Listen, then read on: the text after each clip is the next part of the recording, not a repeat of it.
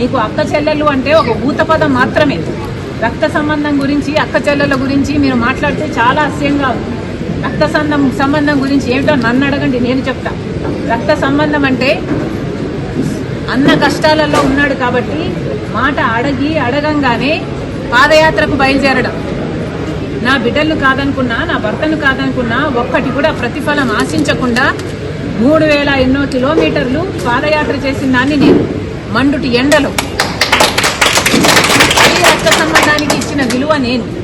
రక్త సంబంధం కోసం ఏ కార్యక్రమం చేయమంటే ఆ కార్యక్రమం. సమైక్యాంధ్ర కోసం తిరిగాను, బాయ్ బాయ్ బాబు క్యాంపెయిన్ చేశాను, మీరు ఏది చేయమంటే అది చేశాను. ఆఖరికి జగన్మోహన్ రెడ్డి గారు చేయి చాపి పాపా నీ ప్రాణం నాకు ఇచ్చేయన్నా ఇచ్చేసేదాన్ని నేను. అంతలా ప్రేమించాను నేను జగన్మోహన్ రెడ్డి గారు. అది రక్త సంబంధం. ఇలా రక్త సంబంధం గురించి మాట్లాడేది సిగ్గుండాలి.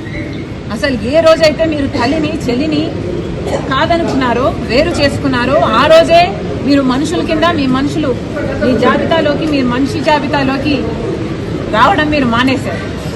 నిజానికి ఏ రోజైతే విజయమ్మ గారిని మీరు అవమానించారో, ఏ రోజైతే మీరు విజయమ్మ గారిని పార్టీ నుంచి వెళ్ళగొట్టారో, ఆ రోజే మీ పతనానికి నాంది. మీ పతనానికి నాంది పలికింది ఆ రోజే. మళ్ళీ చెప్తున్నాం, మహిళలను గౌరవించడం నేర్చుకోండి.